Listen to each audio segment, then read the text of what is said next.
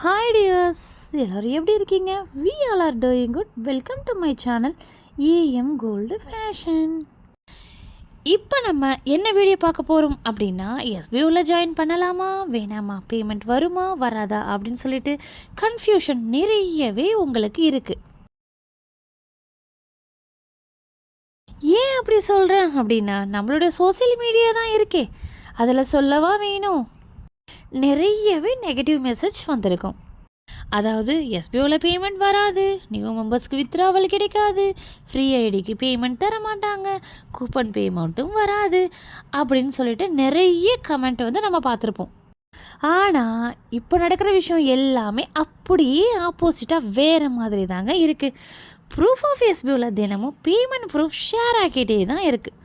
Old withdrawal request process ஆகுது, coupon பேமெண்ட்டும் credit ஆகிட்டு இருக்கு, நியூ மெம்பர்ஸுக்குமே பே அவுட் ரிலீஸ் ஆக ஆரம்பிச்சிருக்கு, ஃப்ரீ ஐடியில் ஜாயின் பண்ணி டாஸ்க்கு கம்ப்ளீட் பண்ணவங்களுக்கும் பேமெண்ட் கிடைச்சிட்டு தான் இருக்குது, அதுக்குமே ப்ரூஃப் வந்து ஷேர் ஆகிட்டு தான் இருக்குது, ரெஃபரல் இன்கமும் விதிமுறைகளின்படி கிரெடிட் ஆகிட்டு தான் இருக்குது. இதையெல்லாம் பார்த்தா பேமெண்ட் ப்ராசஸ் தொடர்ந்து நடந்துக்கிட்டு தான் இருக்குது அப்படின்னு சொல்லிட்டு 100% தெளிவாகவே நமக்கு இருக்குது.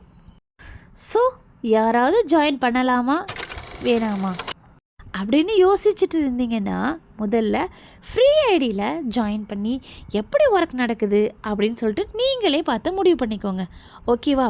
உங்களுக்கு பிடிச்சிருந்தா அடுத்த ஸ்டெப்புக்கு வந்து நீங்கள் போகலாம்.